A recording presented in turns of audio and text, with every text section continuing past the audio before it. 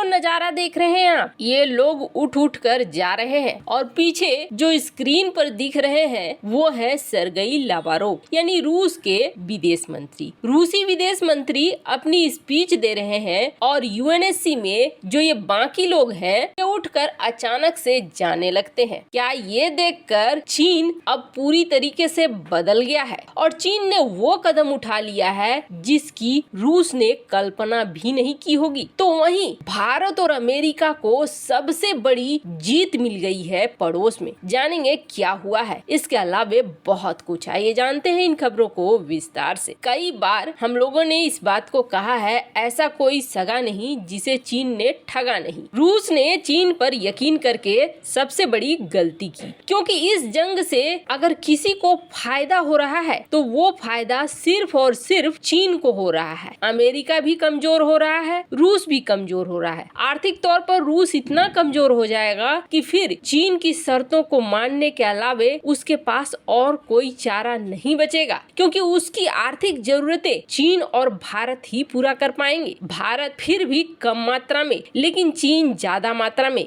ऐसे में रूस की निर्भरता चीन के ऊपर बढ़ जाएगी। शुरुआती दौर में ऐसा हुआ कि चीन ने यूक्रेन पर रूसी हमले की निंदा करने से इनकार कर दिया। चीन ने ये कहा कि ये तो जंग नहीं है, ये एक खास ऑपरेशन है, स्पेशल ऑपरेशन है, इससे ज्यादा कुछ नहीं कहा। यहाँ तक कि चीन ने ये भी कह दिया कि आपने रूस के ऊपर प्रतिबंध लगाए, जो बहुत गलत है। चीन ने अमेरिका का डेटा भी निकाल कर सामने रख दिया कि कैसे कैसे अमेरिका ने किन किन देशों पर हमला किया। आज यही अमेरिका प्रतिबंध लगा रहा है। इसी संकट के बीच रूस को तीसरी मदद दी और तीसरी मदद के अनुसार चीन ने रूस से गेहूं हटाने पर तमाम जो लिमिटेशंस लगाए थे, पाबंदियां लगाए थे, वो हटा लिया। के साथ ही रूस से नेचुरल गैस खरीदने के लिए 30 साल तक का एक करार भी कर लिया। इसके अलावे रूस से प्राकृतिक गैस खरीदने के लिए 30 साल तक के एक करार पर समझौता भी कर लिया। में ये कहा गया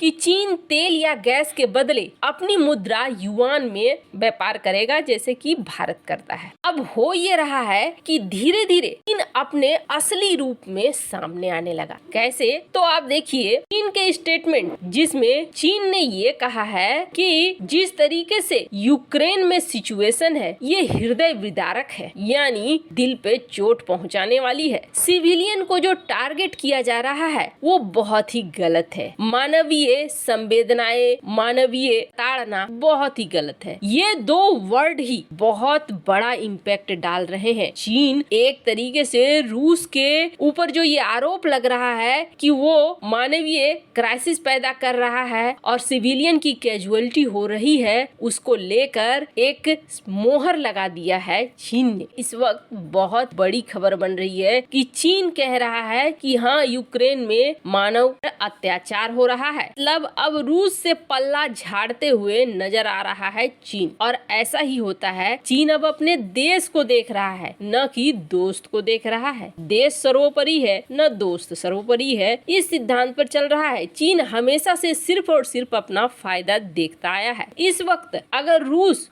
ज्यादा मजबूत नजर आएगा तो फिर चीन के सुर आप देखेंगे बदल जाएगा। लेकिन प्रतिबंधों की वजह से रूस के ऊपर असर तो पड़ा है। चीन का ये धोखा शुरू भी हो रहा है इस वजह से कि यूएनएससी में बहुत ज्यादा विरोध का सामना करना पड़ रहा है रूस को। सरगई लावारोव रूसी विदेश मंत्री जब अपनी स्पीच दे रहे थे तो दर्जनों राजदूत यूएनएससी से निकल के बाहर चले गए विरोध के रूप में। मतलब इस तरह की हवा बन गई है कि अब रूस का विरोध चारों तरफ हो रहा है। खैर, इन सब के बीच भारत और अमेरिका को एक बहुत बड़ी जीत मिली है चीन के खिलाफ। भारत और अमेरिका ने जो ये गठबंधन बनाया, इस गठबंधन को सबसे बड़ी और सबसे महत्वपूर्ण जीत मिली है। और वो भी किसके खिलाफ? वो भी चीन के खिलाफ। जैसा कि अब युद्ध का तरीका बदल गया है और इस युद्ध के तरीके में हाइब्रिड रूप से युद्ध करना ज्यादा आसान हो गया है। और ये एक ऐसा युद्ध है जो लगातार चलता रहता है। यही हाल नेपाल में भी है और यही हाल श्रीलंका में भी है। हाइब्रिड वॉर जो बढ़ा रहा है वो बढ़ा रहा है चीन। और जहाँ जहाँ चीन ये हाइब्रिड वॉर कर रहा है वहाँ वहाँ अमेरिका की भी एंट्री हो रही है। लेकिन इस बार अमेरिका और भारत दोनों ने मिलकर बहुत बड़ी जीत हासिल की है। आपको होऊयान की याद होगी और पीएम ओली याद होंगे। नेपाल में जब तक ये रहे अब तक इन्होंने पूरी तरीके से भारत विरोधी माहौल बनाने का कोई भी मौका नहीं छोड़ा। कभी ऐसा था कि भारत और नेपाल को एक देश जैसा समझा जाता था। वहाँ के लोग यहाँ आते थे तो बिल्कुल अलगाव महसूस नहीं करते थे कि हम किसी और देश के हैं। पर अब चीजें बदलने लगी। जब राजा का शासन हुआ करता था नेपाल में और लोगों ने ये कहा कि हमें राजा का शासन नहीं चाहिए, हमें लोकतांत्रिक सरकार चाहिए, चुनाव चाहिए, तो फिर राजा गद्दी से उतर गया। लेकिन इस वक्त ऐसा मौका आया जब ओली और होऊयान की थे, तब नेपाल का पूरी तरीके से जमीनों पर से कब्जा हटता हुआ दिखने लगा और चीन का कब्जा बढ़ता हुआ दिखने लगा। साफ तौर पर दिखने लगा कि चीन अब नेपाल पर कब्जा करके अपने 5 फिंगर्स के अपने को पूरा करेगा। लेकिन फिर आए शेर बहादुर देउबा और शेर बहादुर देउबा ने चीजों को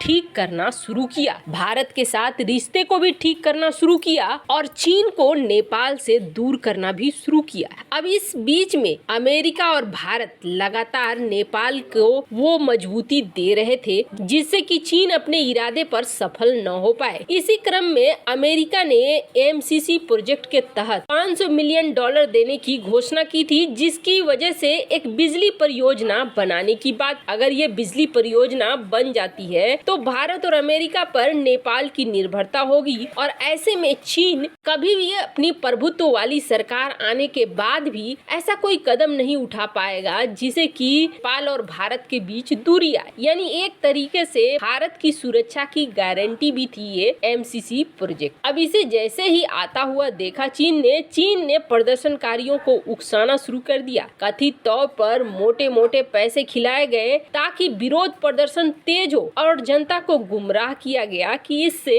आपको हानि होने वाली है। जबकि सच्चाई ये है कि भारत और नेपाल के बीच रिश्ते और ज्यादा मजबूत होंगे और चीन को एंट्री करने का मौका नहीं मिलेगा। पर अब इस प्रोजेक्ट की जीत हो गई है और आखिरकार संसद में प्रस्ताव पारित हो गया है। नेपाल ने अमेरिका के द्वारा दिए गए इस अनुदान को स्वीकार कर लिया है, जो चीन के लिए सबसे बड़ा झटका है। इतना बड़ा झटका कि बौखलाए चीन ने सोशल मीडिया में इसके खिलाफ उलूल जुलूल बयान देना भी शुरू कर दिया है। खैर, भारत और अमेरिका ने तो अपना काम यहाँ पे कर दिया और एक बड़ी जीत हासिल कर ली है। ऐसे आपको क्या लगता है, ये प्रोजेक्ट भारत के लिए बेहद जरूरी था? कमेंट कर अपनी राय जरूर बताएं। जल्द मिलते हैं अगले वीडियो में नई खबर के साथ।